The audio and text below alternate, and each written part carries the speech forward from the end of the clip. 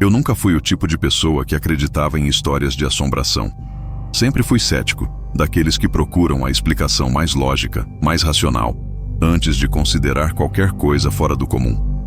Mas o que eu vivi com a Mariana naquele apartamento mudou tudo, e até hoje eu não consigo falar sobre isso sem sentir o peso daquelas noites me esmagando por dentro.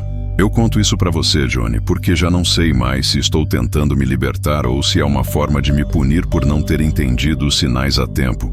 Quando ela me disse que tinha encontrado um apartamento bom e barato na Zona Sul, eu achei que era sorte. Sabe como é? Aluguel anda um absurdo e qualquer coisa que caiba no bolso já parece milagre. O prédio era antigo, mas não daqueles caindo aos pedaços. Tinha uma fachada descascada, portões de ferro que rangiam quando o porteiro empurrava, e um corredor de entrada que cheirava a mistura de mofo e desinfetante barato.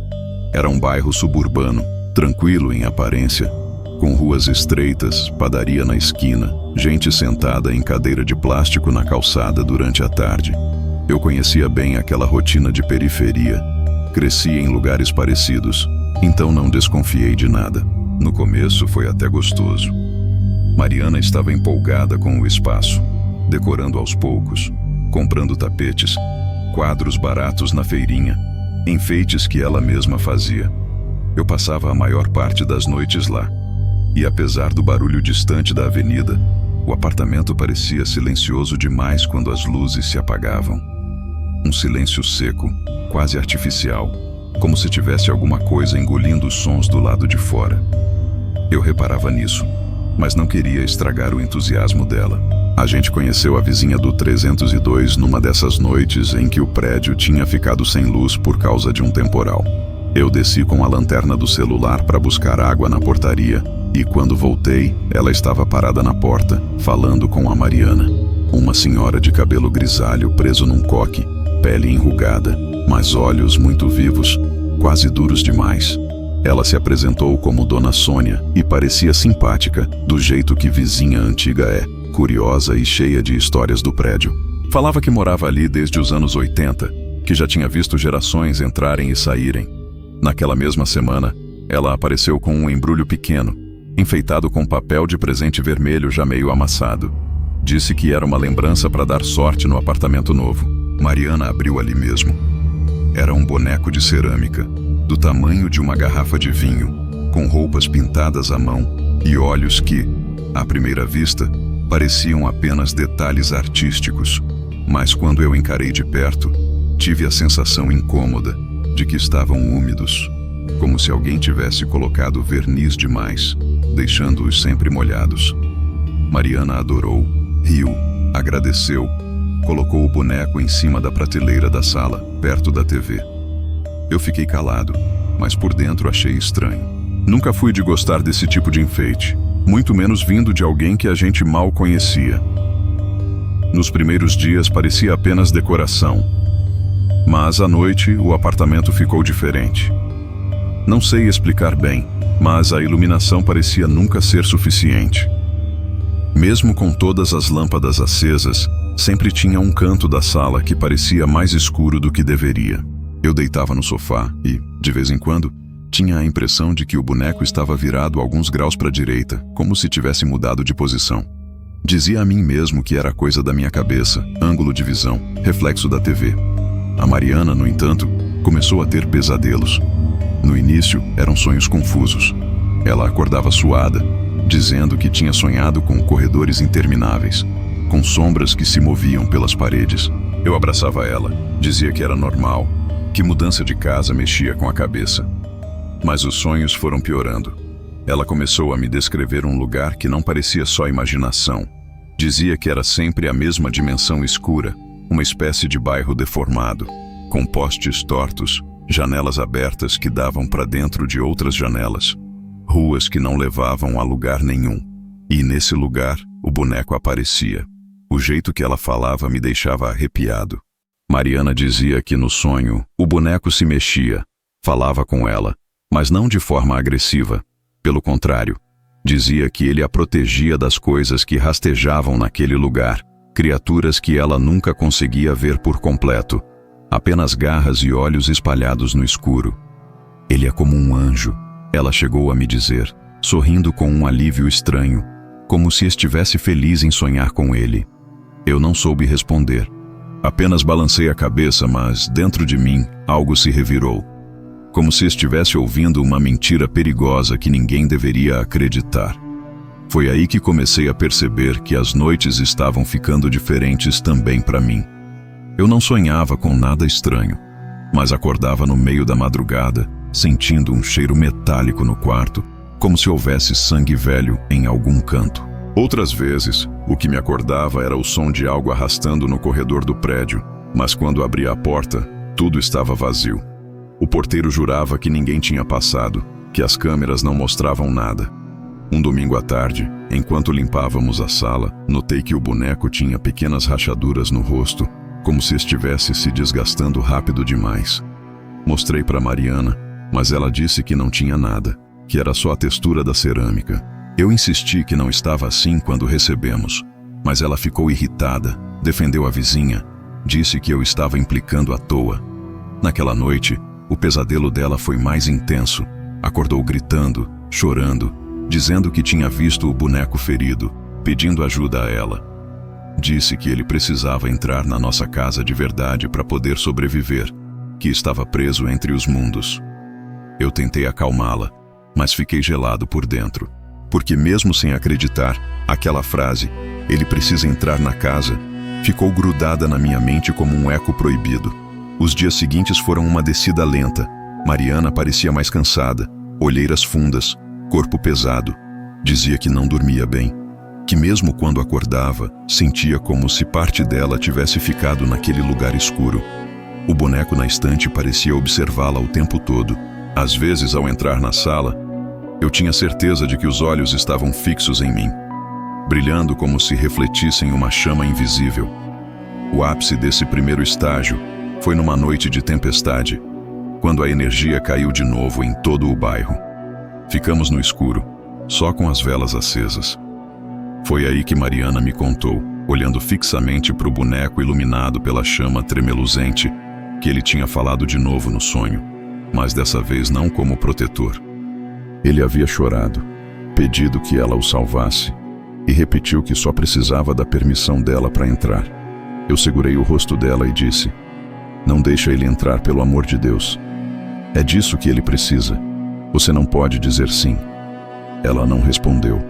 Apenas chorou baixinho e se encolheu nos meus braços. E naquela noite, Johnny, eu ouvi.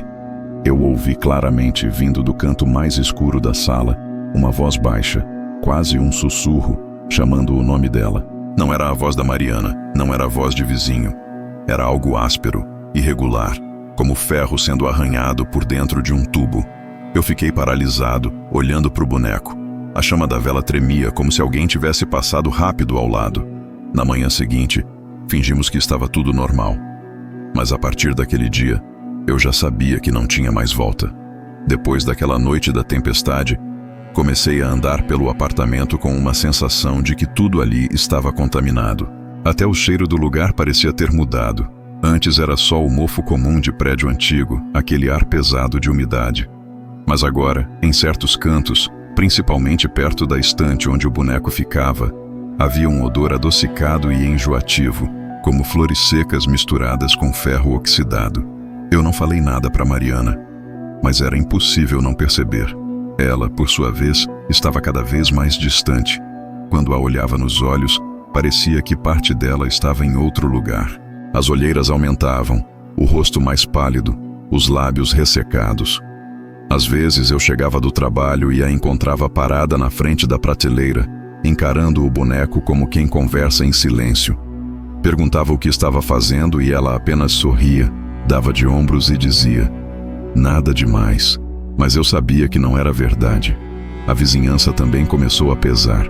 O prédio era pequeno, só 3 andares. Todo mundo conhecia todo mundo. Comecei a notar que os vizinhos cochichavam quando passávamos. Uma tarde, na padaria da esquina, ouvi 2 senhoras comentando que a moça nova do 301 anda falando sozinha pelos corredores à noite. Quando perceberam que eu estava perto, mudaram de assunto rápido demais. Confrontei Mariana sobre isso. Ela negou no início, mas depois confessou que às vezes sonâmbula acordava no corredor, em frente à porta de casa, sem saber como tinha chegado até lá. Disse que sempre tinha a sensação de estar atendendo a um chamado, como se alguém me chamasse baixinho para sair, ela disse. E meus pelos se arrepiaram todos. A dimensão sombria que ela descrevia também ganhava mais detalhes. Mariana falava como se fosse um lugar fixo, não apenas sonho. As ruas sempre as mesmas, os postes tortos, as janelas abertas que davam para outras janelas. Ela começou a desenhar no caderno rabiscos rápidos que mostravam prédios deformados, escadas que terminavam em paredes, e sempre, no meio, uma figura humana pequena, o boneco. Às vezes, no desenho, ele estava inteiro, outras vezes com rachaduras no rosto, pedindo ajuda. E o pior é que, quanto mais ela falava, mais eu sentia que esse lugar também existia dentro de mim, como uma lembrança emprestada. Quando ela descrevia o barulho de correntes arrastando ao fundo, eu ouvia um eco na minha cabeça. Quando ela dizia que o céu era sempre vermelho escuro, eu fechava os olhos e enxergava um reflexo daquele tom, como se estivesse gravado atrás das minhas pálpebras.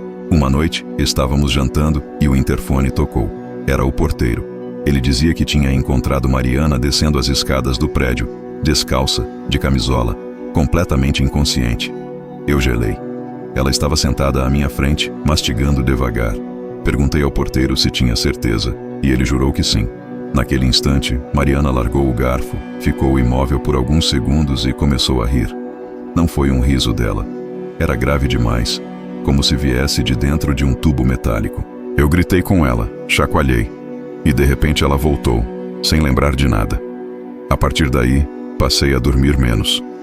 Deixava luzes acesas, rádio ligado, qualquer coisa para quebrar aquele silêncio artificial que tomava conta da casa. Mas não adiantava. Sempre havia um momento, entre 3 e 4 da manhã, em que o ar mudava. O barulho dos carros na avenida parava de chegar. Os cachorros do bairro emudeciam, e só ficava o som do meu próprio coração. Foi numa dessas madrugadas que eu ouvi o boneco se mover. Não foi imaginação. O estalo da cerâmica arranhando a madeira da prateleira foi claro. Eu fiquei olhando no escuro, os olhos ardendo, até que tive a impressão de que os ombros do boneco estavam alguns milímetros mais à frente. Não dormi naquela noite. Na manhã seguinte, desci para conversar com o porteiro. Ele era um senhor calado que passava o dia sentado lendo jornal. Perguntei se já tinha acontecido de outros moradores falarem sozinhos ou se o prédio tinha algum tipo de história. Ele me olhou sério e disse apenas: "Vocês deviam conversar com Dona Sônia, a vizinha que nos deu o boneco." Voltei para cima com isso martelando. Mariana, quando ouviu o nome dela, ficou estranhamente nervosa. Disse que não queria mais falar com a vizinha, que tinha algo no olhar dela que dava medo. Mas eu lembrava bem. No dia em que ela nos deu o presente, Mariana tinha adorado, estava feliz, até grata. Essa mudança brusca me incomodava. Nessa mesma semana, aconteceu algo que me fez duvidar do que eu via. Eu estava voltando do trabalho cansado e quando entrei na sala, vi o boneco sentado na poltrona, de frente para a TV desligada. Fiquei paralisado. Pisquei forte e ele estava de volta na prateleira. Mariana saiu do quarto naquele momento e eu não tive coragem de contar. Só perguntei se ela tinha mexido no boneco e ela respondeu irritada: "Claro que não. Por que faria isso?" Foi a partir daí que ela começou a mudar também no jeito de falar. Passou a usar palavras que não eram dela, expressões antigas, de gente mais velha. Às vezes, no meio de uma conversa, a voz dela afinava ou ficava rouca sem explicação. Uma noite, quando estávamos deitados, ela cochichou no meu ouvido: "Ele só precisa de permissão. Você sabe que eu vou ter que deixar entrar uma hora ou outra." Eu a sacudi, implorei para que não dissesse isso, mas ela apenas me olhou com aqueles olhos vermelhos de insônia e virou para o lado. Eu tentei buscar apoio nos vizinhos. Fui até Dona Sônia, mesmo contra a vontade da Mariana. A velha me recebeu com um sorriso estranho, quase de quem já sabia o que eu ia perguntar. Falei sobre os sonhos, sobre o boneco, e ela apenas disse: "Algumas coisas escolhem a gente. Nem sempre dá para recusar." Quando tentei apertar mais, ela fechou a porta. "Johnny, eu não sei como explicar, mas depois desse dia, tudo piorou em velocidade. Os sonhos da Mariana viraram quase diários. Ela dizia que na dimensão sombria, O boneco agora chorava sangue, suplicava de joelhos. Uma noite, ela acordou com arranhões nos braços, como se tivesse se defendido de alguma coisa real. Outra noite, o lençol estava encharcado de suor e tinha marcas de mãos pequenas e sujas, impressas no tecido.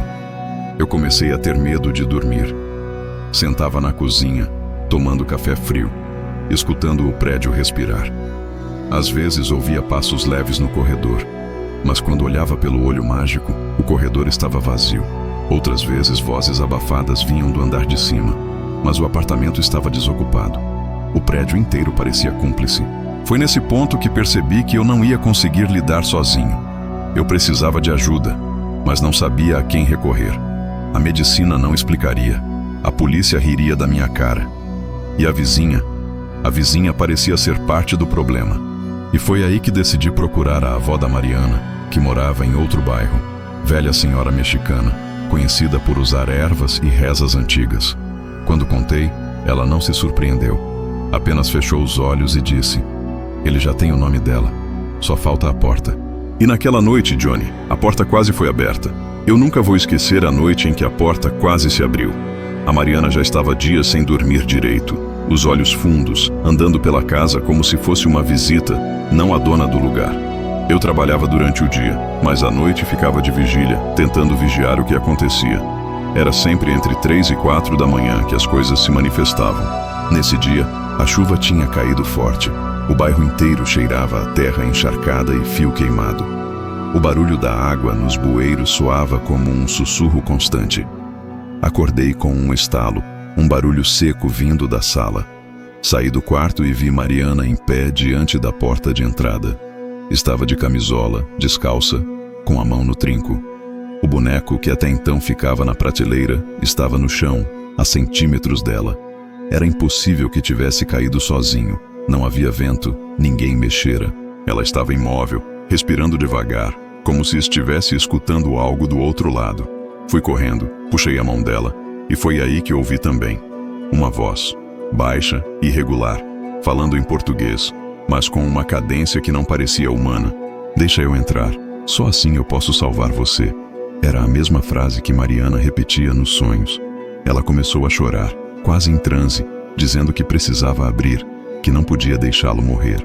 Eu agarrei os ombros dela, gritei que era mentira, que era um truque. Ela resistia, com uma força que eu não sabia que ela tinha. Foi só quando bati a porta com toda a força que ela caiu no chão, soluçando, e o boneco ficou ali, com os olhos vidrados, refletindo a luz do corredor. No dia seguinte, levei o boneco até o quarto e tranquei dentro de uma caixa. Não contei a ela. Mas naquela noite, Mariana acordou de repente, foi até o armário e abriu exatamente a gaveta onde eu tinha escondido. Como se soubesse. Encontrou a caixa, tirou o boneco, abraçou-o e voltou para a cama como se nada tivesse acontecido. Eu fiquei parado, sem ação, sentindo que não havia esconderijo capaz de barrar aquilo. Depois disso, a realidade começou a se distorcer. Pequenas coisas no apartamento mudavam de lugar, sem que ninguém tivesse tocado. Talheres na mesa, quadros tortos, roupas espalhadas. Uma noite, acordei com o som de passos na cozinha. Pensei que fosse Mariana, mas quando cheguei lá, ela estava dormindo no quarto. O que encontrei foi pior. Todas as cadeiras estavam viradas de pernas para o ar, formando um círculo em volta da mesa. As noites de Mariana eram cada vez mais violentas. Ela dizia que, no sonho, o boneco agora aparecia ferido, com as mãos presas por correntes, implorando para que ela deixasse entrar. "Ele só quer voltar. Ele me protege. Eu não posso negar." Eu gritava com ela. Dizia que não era ele, que era algo se passando por ele. Mas ela já não parecia distinguir o que era sonho do que era real. Eu mesmo comecei a ser arrastado para esse mundo. Não era sono, não era sonho. Era estar acordado e ver coisas nos cantos do apartamento. Uma sombra atrás da cortina, mesmo sem vento.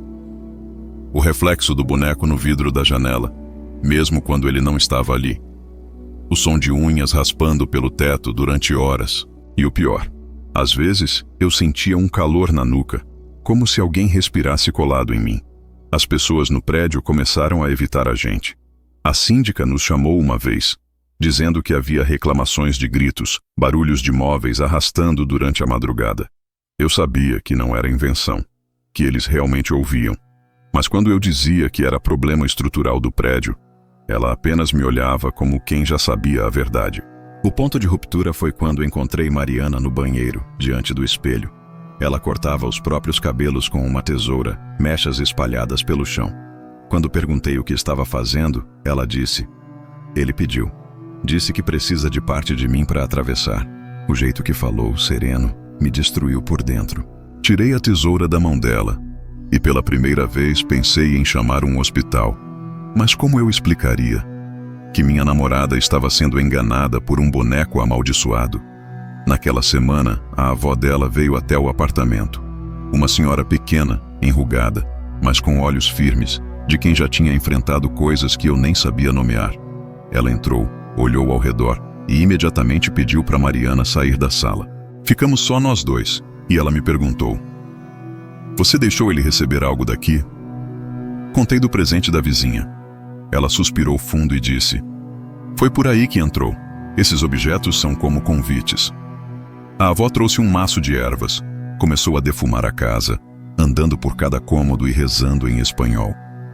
Mariana gritava do quarto, batia na porta como se aquilo a queimasse.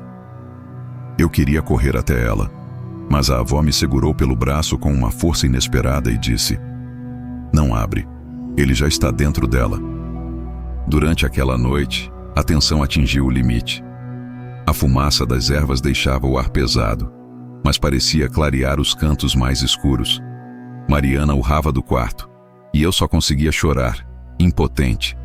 No meio da madrugada, ela abriu a porta e saiu, mas não era a mesma Mariana. Os olhos estavam vermelhos, as veias saltadas, a voz rouca. "Ele precisa da minha permissão, e eu já dei," ela disse.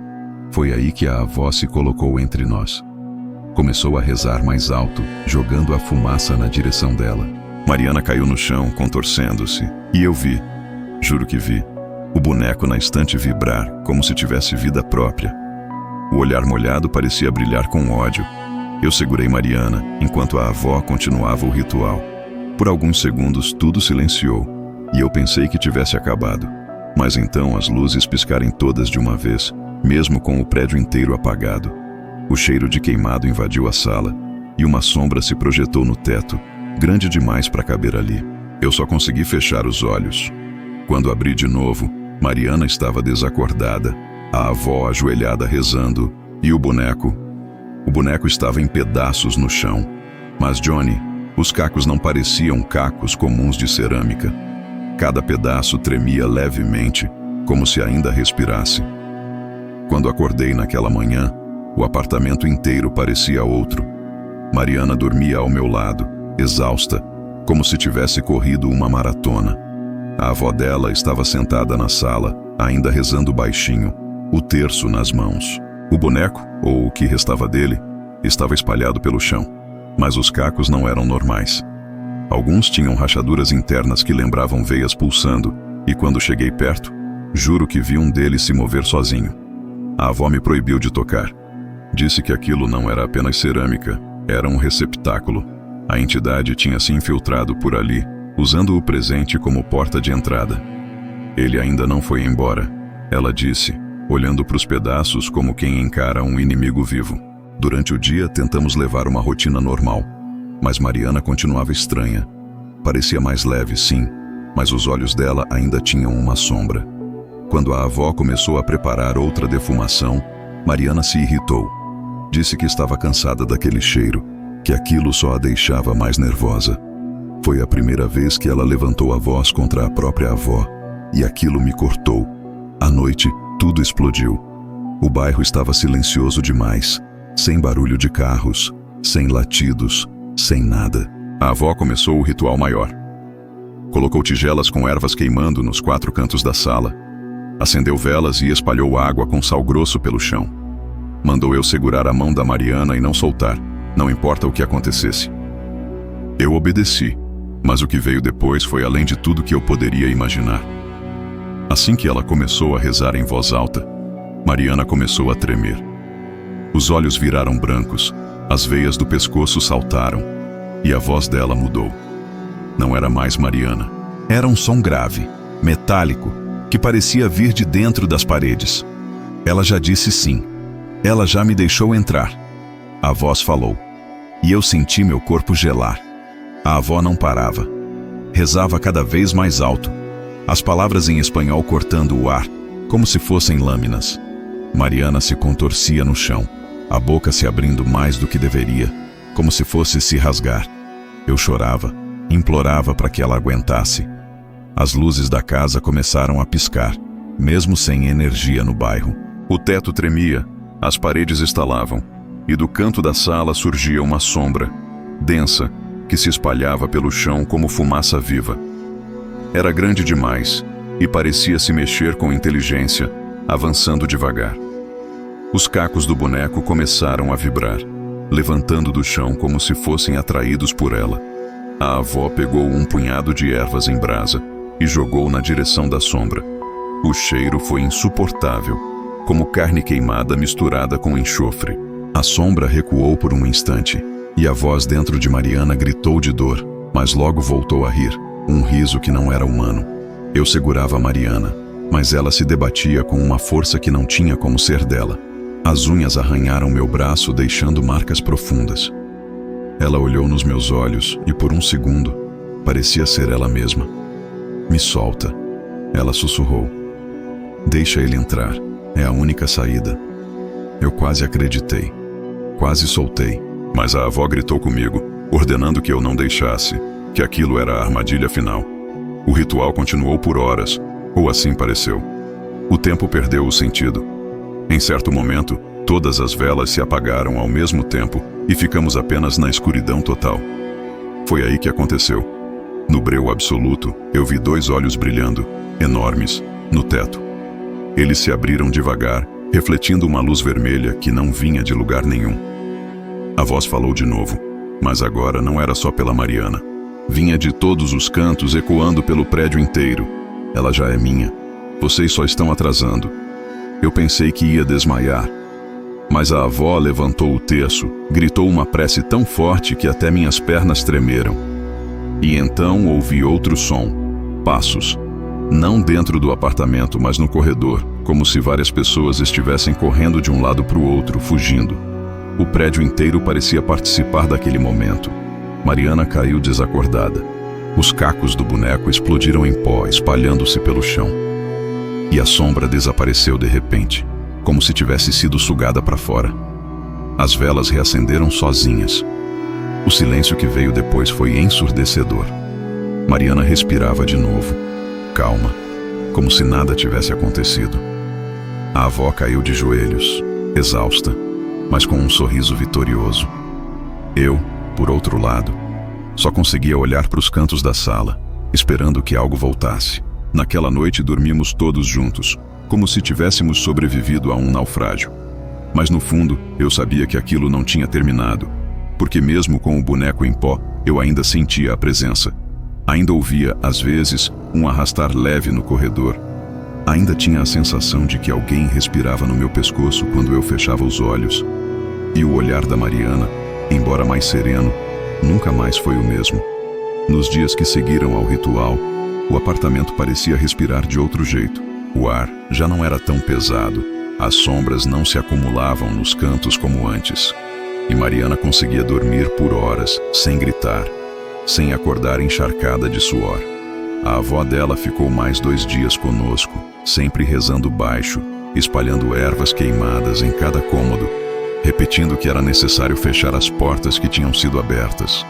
Quando ela finalmente foi embora, o silêncio voltou, mas não o mesmo silêncio sufocante de antes. Era apenas o silêncio comum de um prédio antigo na Zona Sul, misturado ao barulho de gente lavando calçada, crianças jogando bola na rua, carros velhos engasgando na esquina. Mesmo assim, nada voltou a ser como antes. Mariana parecia recuperada, mas havia algo nos olhos dela, uma sombra que nunca foi embora. Eu via isso nos momentos mais simples. Quando ela ria de algo, havia um cansaço escondido. Quando ela dormia, mesmo tranquila, às vezes a boca se movia como se murmurasse palavras sem som. Eu nunca tive coragem de perguntar. Eu também não era mais o mesmo. Dormia mal. Acordava no meio da noite com a impressão de que alguém estava parado no quarto. Algumas vezes, jurava ouvir o barulho da cerâmica estalando, como quando o boneco se mexia sozinho na prateleira. Saía da cama, acendia todas as luzes, vasculhava cada canto, mas não havia nada. O medo tinha virado parte da rotina. O prédio inteiro mudou depois daquilo. As pessoas passaram a nos evitar ainda mais. Não sei se ouviram os gritos durante o ritual, se perceberam as luzes piscando, ou se apenas sentiram o mesmo peso que nós sentimos. Na portaria, o senhor que sempre lia jornal começou a me olhar diferente, como se soubesse exatamente o que tinha acontecido, mas nunca tivesse coragem de perguntar. Até Dona Sônia, a vizinha que nos deu o boneco, desapareceu. Bati na porta dela algumas vezes e ninguém respondeu. Um morador disse que ela se mudou de repente, mas ninguém a viu sair com malas. Era como se tivesse evaporado. Mariana evitava falar sobre o assunto. Dizia que queria esquecer, que precisava voltar a ter uma vida normal. Voltou a trabalhar, a estudar, a cozinhar nos fins de semana, como se reconstruísse um pedaço de cada vez. Mas eu sabia que, dentro dela, havia uma cicatriz invisível. Às vezes, quando estávamos na sala, ela virava o rosto de repente, como se tivesse visto alguém no canto. Outras vezes, acordava chorando, mas me assegurava que era só um sonho comum. Eu fingia acreditar. A avó dela nos visitava de tempos em tempos, sempre trazendo novos maços de ervas, como se quisesse reforçar uma muralha contra algo que ainda rondava. Certa vez, me puxou de lado e disse: "Ele não foi embora de verdade, só foi empurrado para longe. Se ela der espaço de novo, ele volta." Eu não tive coragem de contar isso a Mariana. Preferi carregar sozinho esse aviso, porque sabia que ela não suportaria ouvir. E Johnny, o mais estranho de tudo é que, às vezes, eu mesmo sinto saudade do silêncio pesado, daquela presença. É como se parte de mim tivesse ficado preso lá, naquela dimensão que Mariana descrevia. Às vezes, sonho com ruas tortas, postes inclinados, janelas que se abrem dentro de janelas. Acordo suado, o coração disparado, mas ao mesmo tempo com uma sensação de familiaridade, como se aquele lugar fosse agora também meu. Numa madrugada recente, acordei para beber água. O apartamento estava escuro, só com a luz da rua entrando pela janela. Quando passei pela sala, vi algo que me congelou. No chão, perto da estante onde o boneco ficava, havia um caco pequeno de cerâmica. Peguei na mão. Era frio, pesado, com uma rachadura que lembrava uma veia escura. Eu tinha certeza de que, depois do ritual, todos os cacos tinham virado pó. Joguei fora, mas desde então sinto que alguém me observa quando caminho pelo corredor. Eu nunca mais fui o mesmo. Mariana tenta seguir a vida e eu tento proteger ela, mas carrego comigo a certeza de que aquilo não acabou. É como se tivéssemos apenas adiado. O boneco era só uma isca, um veículo. O que quer que estivesse por trás ainda está lá fora, esperando. E talvez, só talvez, esteja mais perto do que eu consigo admitir.